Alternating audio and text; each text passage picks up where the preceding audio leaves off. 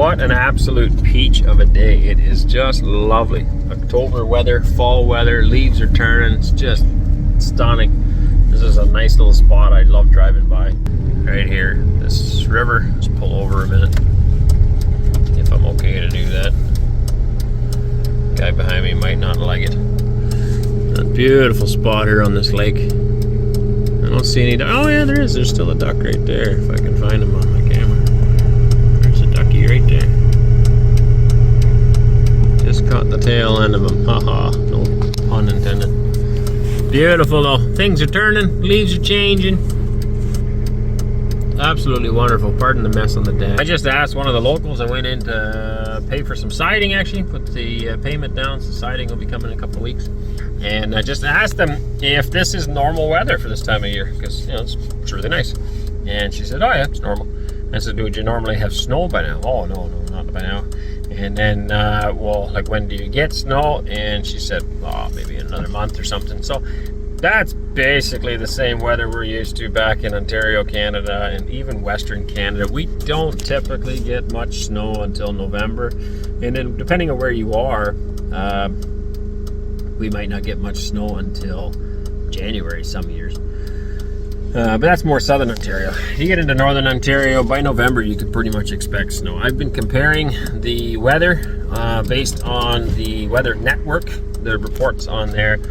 Before we even came to this area, I was comparing the weather in various places that we have lived in Canada. So between northern Alberta, where we had thought about moving to, and in northern Saskatchewan, where we had lived, and in Manitoba, where I have a cousin living, and Uncle and Aunt, and then northern Ontario, where we used to live, and then also Manitoulin Island, where we just came from now, and then comparing that with places here. So I was comparing it with Nizhny Novgorod, with Kaluga, with Ivanovo, just kind of this general area. And really, it was very, very, very similar. So if you're from those places and you're kind of worried about Russian weather, it is not exceptionally cold here at all. And they don't get a lot of snow, at least not in this area. It is basically identical to where we came from. Spring was better here, way better. It came a lot sooner, dried up a lot faster. I would say it's a lot drier here. They don't get a lot of rain this year. Might change from year to year. This year was very dry. Compared to what we're used to. It does rain a lot in Ontario, but if you're comparing it to Saskatchewan, basically the same thing. Northern Saskatchewan. So yeah, very favorable. I'm gonna get Wes to film a little bit of the roads as we go home here.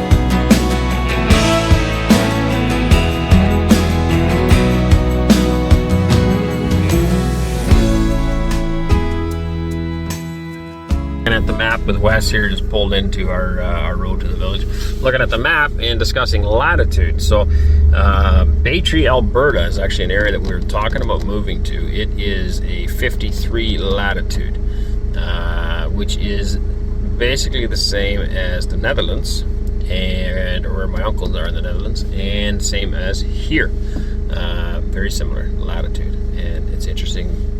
Well, it's probably similar climate actually. 53 at Baytree would be. Now, if you go 53 in Ontario, you are in right between James Bay and Hudson Bay. We call most of it Hudson Bay, but the bottom portion of Hudson Bay is actually known as James Bay.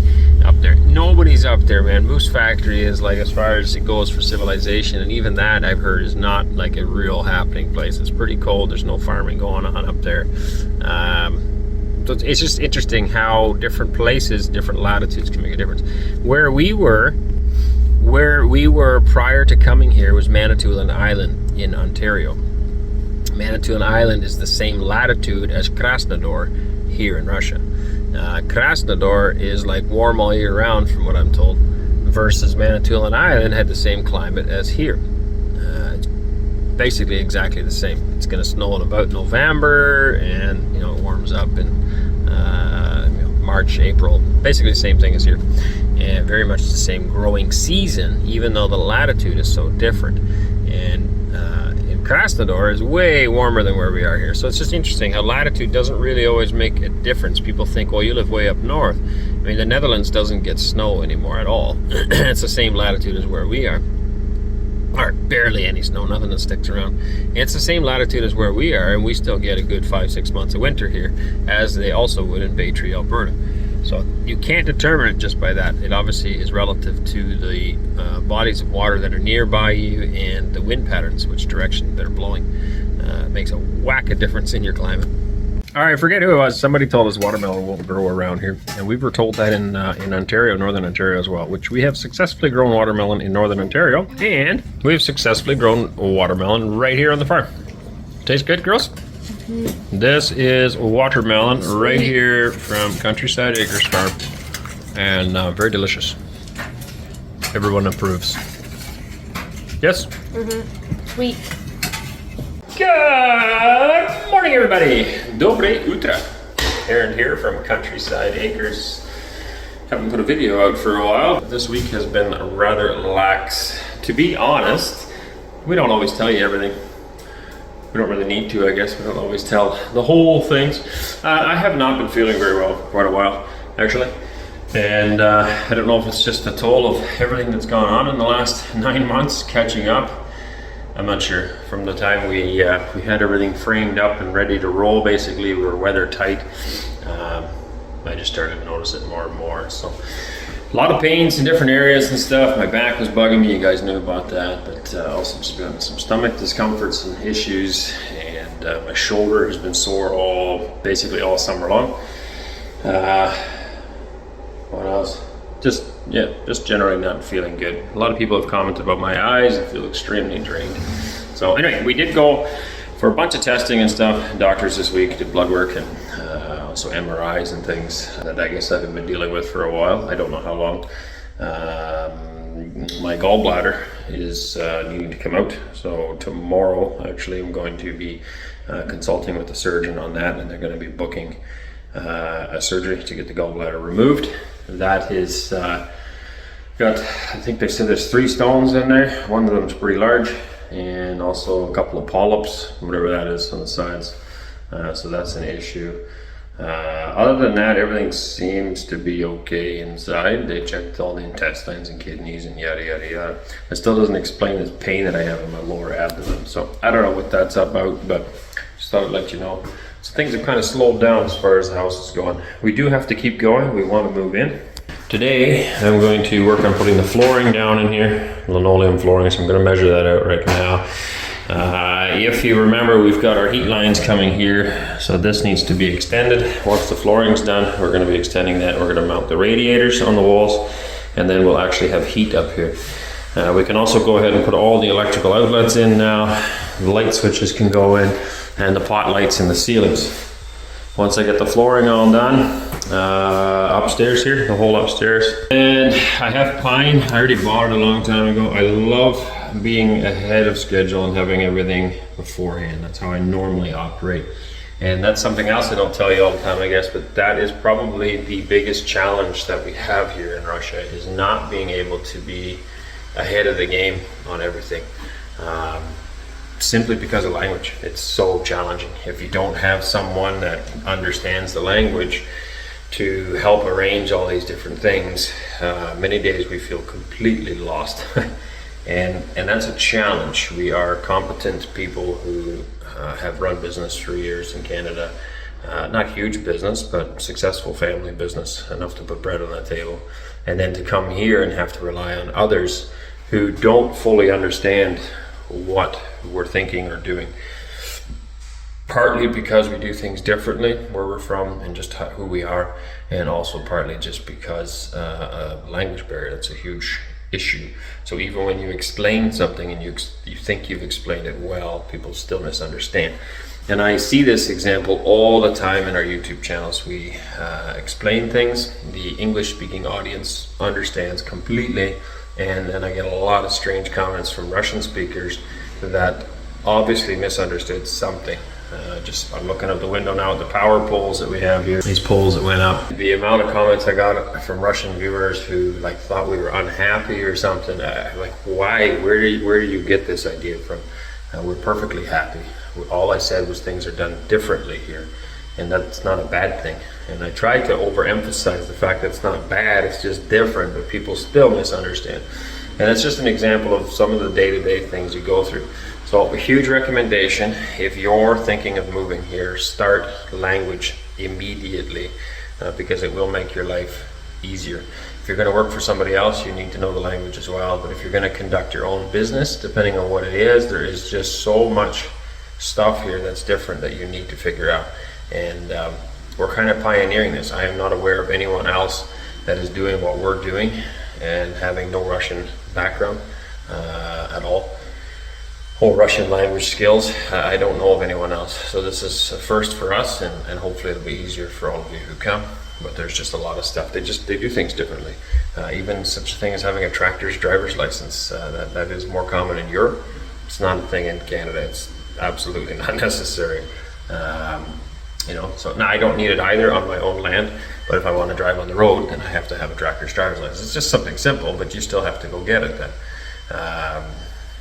Lots of things, QR codes and stuff for food. There's so much stuff to figure out. I'm lost most days.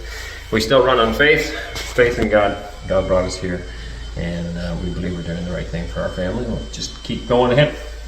Right now, though, we're going to work on this. Look forward to having the flooring in here and get some heat up here. Our registration should be done soon, I believe, and then we can officially move into the house. Start on this floor. Everything has been cleaned up, vacuumed, ready to roll. I'm going to measure it. Here there was a little unevenness, so I filled that up. Most of these rooms are pretty good, I think. They're all ready to go. You can hear paint being mixed downstairs. This is the glue for the flooring and special trowel.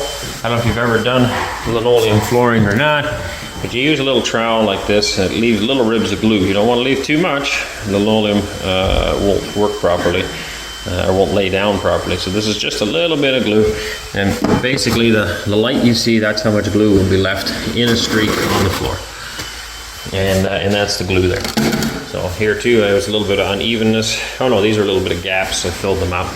Typically, I would always run an underlay, a mahogany underlay, underneath my linoleum floor on top of the OSB, because it is perfectly smooth and you notice less unevenness underneath the linoleum. But since this is upstairs, this is in our bedroom area, we're not super cared about it, and we'd rather just save the money. We have spent a lot already, and Anneesa and I, although we like to have a nice house for our family, that's important, we'd rather not spend too much on the house, because the house doesn't actually make us any money. Money will be made in the field and with cattle, and so we need to make sure there's enough money left over to buy some cattle, and that's always a concern as well. We don't want to run out. So I know it's something small, but saving on the mahogany underlay, it's not absolutely necessary here. And then once I got all that done, then we can start doing the fixtures as well. Like in here, we got the towel bar. It's going to be mounted to the wall here. Do hot water running through here. So dry the towels, also helps heat the bathroom. Bathroom has no exterior walls, so it shouldn't take much to heat.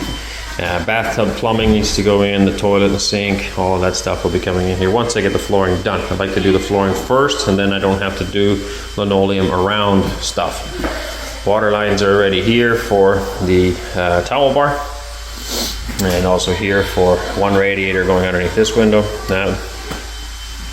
And then the other water lines for the plumbing will be coming up through the floor over there. That can be done afterwards. Everything else is ready. I still have to make a door for this attic access. There, now you can see better. So this is how we blew up the ceiling, blew the insulation in the ceiling. So we're gonna make a proper access for that and trim it all so it looks nice. Lots to do. I'm looking forward to being here all day today and actually getting some work done. All right, here's the flooring we picked out. Voila! Yeah, noisy kids. It's gonna look really, really nice. I'll back you up a little bit. So we're gonna lay it out down here. This is our front entrance. And going into our kitchen and in our living room here. We'll lay it out here, we'll cut the pieces we need, and then we'll haul it upstairs and we will lay it down. All right, I drew out the room size. Wes is just rolling it up. And yes, it looks much smaller on camera. So that'll go upstairs, we'll lay her down in the long strip we want to keep for the hallway, so we're going to keep it attached. We'll just roll this up so it's out of the way, and then we'll cut the next room out. It'll be about this wide, and then we'll be able to take a chunk out of here for the hallway. Wow, that's going to look nice.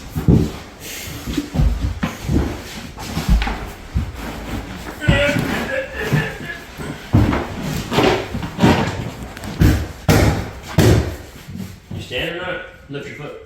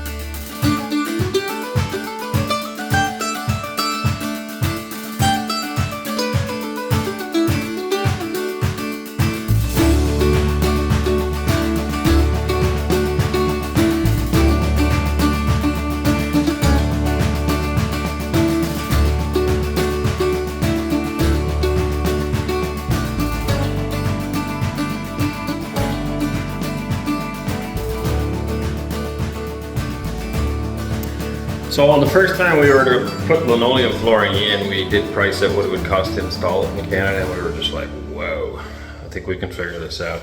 We're not experts like everything else. We've self-trained ourselves to do a lot of different things.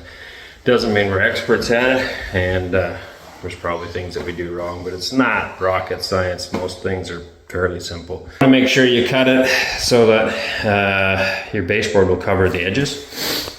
So no problem there. We have thick baseboards going on. We make our own. They're about 3/4 inch thick or 18 mil. Easily covers any of these gaps. On this side, the water lines are going to be running along the bottom here, going into the red and back out and off to the next room. And they're going to be running along the bottom. Now, typically we would have threw them underneath in the floor. I think that would be nice. But then we had to drill through every single joist, and we didn't want to do that. Not a big deal, we could have, it's just a lot of pain filtering it all through. We figured we would just run it up here, and we're gonna cap that. So the baseboards here will run along, but this baseboard will be out from the wall, and we'll put a little top on it, and these water lines will be in it.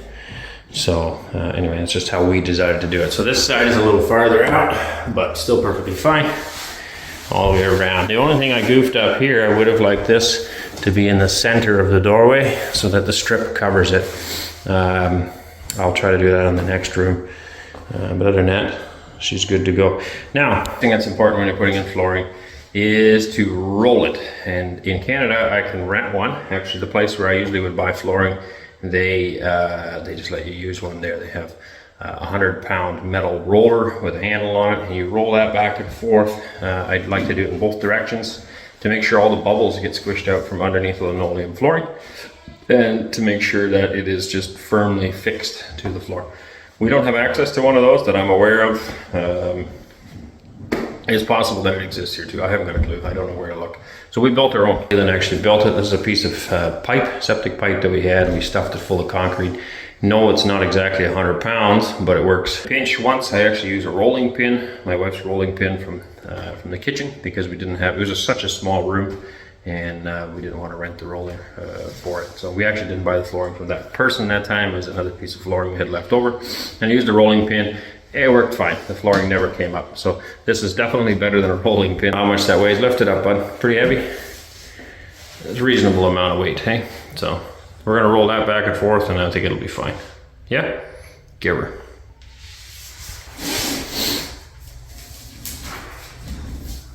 Push down as hard as you can while you're rolling. Squish out all the bubbles. You feel the bubbles? I feel the bubbles. And then that would be one room done. On to the next one.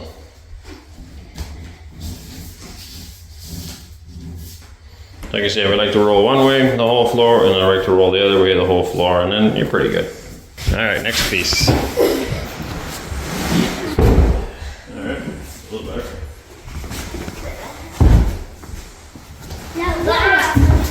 That might be good. I need 237. Nope, we need more.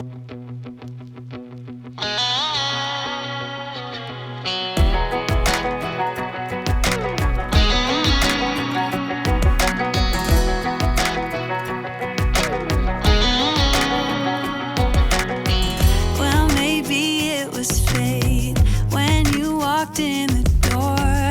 I could have sworn I've seen your face before.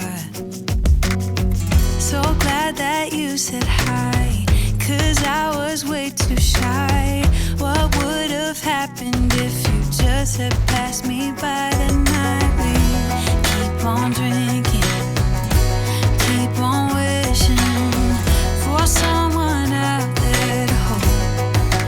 All those little moments, the bites you didn't catch me looking over your shoulder, just at the right time. Those little moments all led me to you. Only God knew about all those little moments.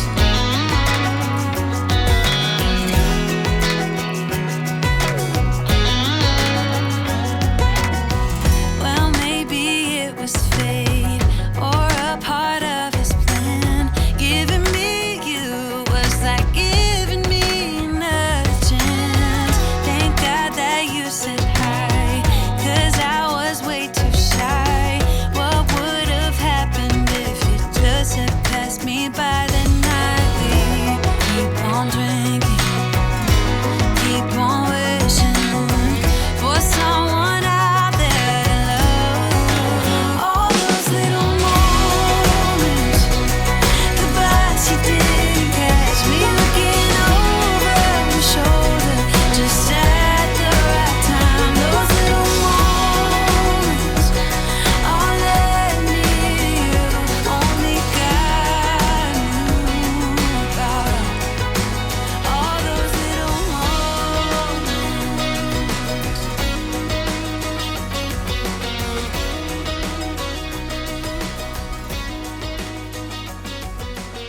All right, so this is what I like, is the middle of the doorway. That's the proper thing. I forgot.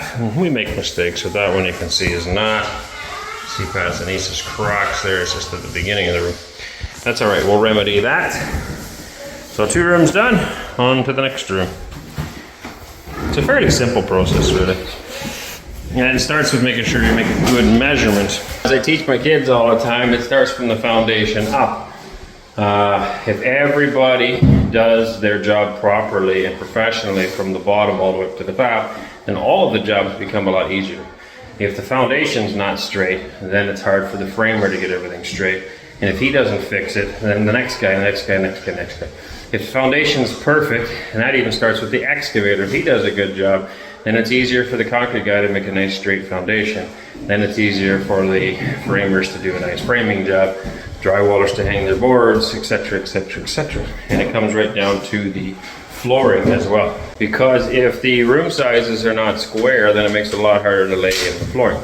So typically I like to, if I didn't build it, I like to cut the linoleum bigger than the room, lay it in, and then trim around the edges.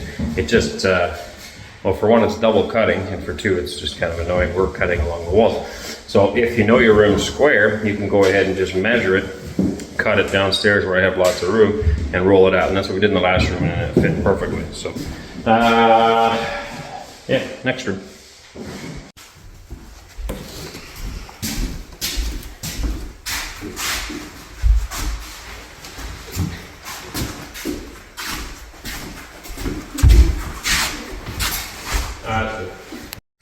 Okay, so bigger rooms, there is a seam joint where the two have to meet. I have actually never done one, so this will be my first. But the important is to make sure your cut is very, very straight. Along here, and obviously it's also very important to make it look natural.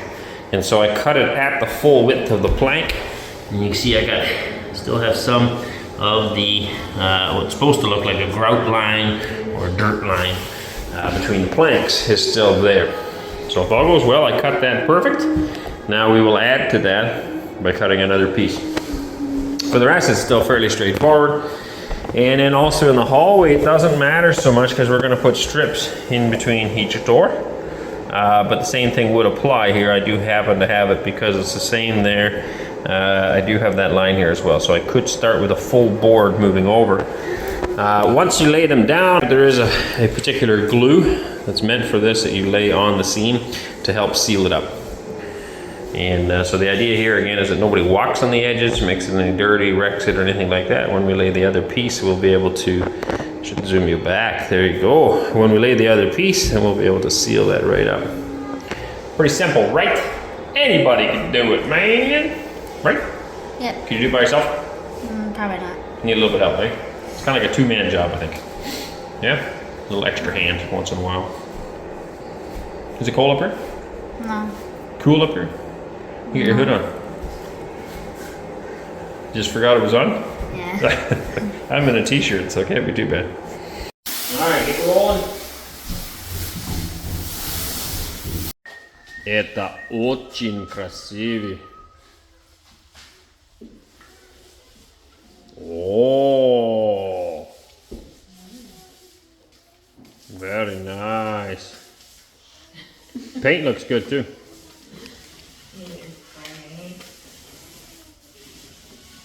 There can't be no light if darkness don't exist.